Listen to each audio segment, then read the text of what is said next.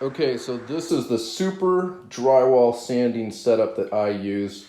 I have to take the wrinkles, smooth out the ceiling before I do just like one final pass where I get all the low spots. The high spots, like, I don't know if you can see it. Let me get up closer. So when you're mudding and you're doing this yourself, it's not a big deal to have these kind of these ribs or streaks, because you sand that and you get a nice smooth surface. This, on the other hand, is a problem because you're gonna have to dig down, and you can smooth it out, but if you just come by and basically use some drywall mud, or maybe spackle, but just a little bit of mud right there with a smaller knife, and you're done. Same thing with this. I sand this out, and so sometimes I leave these as a reminder to myself of, if I sand that out, it's gonna be smooth. Obviously next to it, there's some depressions here, but like this area, if I sand this out and this little bit of a wrinkle here, and that rib, it's gonna be pretty much smooth. I might be able to just sand out that low spot. Back to this, here's the setup. HSK Festool sanding block. I think this is about 80 bucks. I mean, it's expensive compared to like a cork piece of sanding block equipment from Amazon or someplace else. However, it does port, has an ergonomic handle, has these many holes for dust collection. I put a Velcro skin on here on everything pretty much I use from Festool to protect the original, or the hooks that come with the machinery or the pads. And then here's a really old squishy, almost 1/4 inch, I don't know what that is in millimeters, but I keep that pad on there, and I'm going to until this thing is just destroyed. And then this is a special, this is Granat Net. Granat is the Festool brand. You can see my finger through there. It's a screen. And so they came out with those thin Velcro add-ons to protect the hooks, because this can more easily build up heat on mechanical sanders, electric sanders, and it will melt the hooks on this guy. And so that, I don't even know how you replace that. If you just have to get a new block, which would be pretty expensive compared to what it is to just put this Velcro on here. So that said, this is, I think it's about a $42 right now hose, but with tariffs, it might be $4,000 in a couple weeks. I don't know. However, 5 meter hose, so that makes it about 15 feet long, I believe. You can see way over there where it's plugged in. It's a 21.5 millimeter hose. So pretty long. It's not anti-static, but when you're hand sanding, you're not generating the electrical charge that keeps dust in the air the same way. In here, I have, I locked the lid.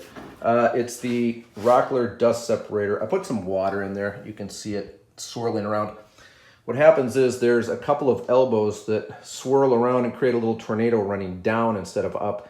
And what it does is it shoves the dust flat into the water and helps keep it from going into the vacuum and building up. This is just a regular cheapo vintage rigid drywall vac, or just a regular shop vac, wet dry vac.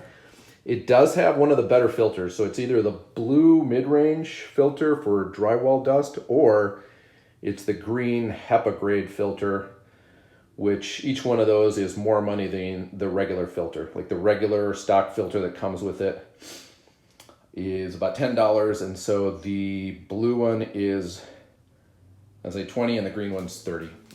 But it does a pretty good job, from my experience, of keeping the dust down. I also have just a box filter. So this is a, where are the measurements? It's a 20 by 20 by 1. Just a regular box fan here, and what that does is it helps pick up any dust in the air and get stuck in the filter. Then I take that outside. I either vacuum it off or I blow it out and reuse it for sawdust. And so anyways, that's the package, and I'm going to show you just how easy it is to move around and to sand with this setup. Okay, so before it gets loud, I just want to point out, if you're doing this kind of work, it really helps to have a light that's as high as the ceiling and running across. That gives you good illumination and casts a long shadow and makes it easier to see where the defects are. So I have some low spots here and I have some high spots here. And what I want to do is sand it smooth. Your ceiling doesn't have to be perfectly flat, but it does need to be perfectly smooth is the idea. And so that's where this guy comes in when you do your sanding. Like I said, I did my entire downstairs with it and it worked really well. So let me just show you how this works up here and how quick it is.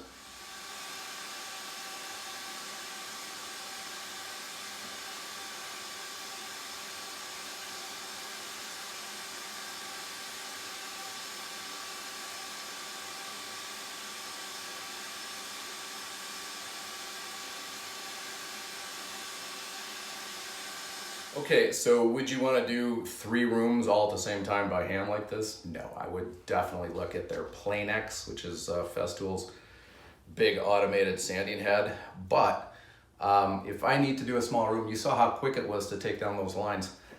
I only need to do a 10 by 10 patch basically, and then I can get on with my day after I just come back with basically a putty knife and just do some fills. So anyways, this is, like I said, I'm slowly flipping this house as I'm more quickly flipping furniture one way or another. But John the Flipping Idiot here, hoping that this helps you out for people that really are nervous about doing drywall. But you know, as life gets more expensive, it's important to know how to do things yourself to save you money, so you can save money on drywall, so you can maybe buy a nicer paint or whatever, newer car, you know, whatever makes sense for you. All right, be safe out there. I'm gonna go get a dust mask just in case, but I'm super confident in the system. And I will mention that as you go this way or you go that way, it's important to keep a light grip and kind of move diagonally or in a circular manner. Otherwise you can kind of create a grain in your mud. It sort of defeats the purpose of sanding, to put texture into it. So that was my my insider tip. I'm not gonna say pro tip because I haven't sold a house yet, but hope this helps. Take care, be safe.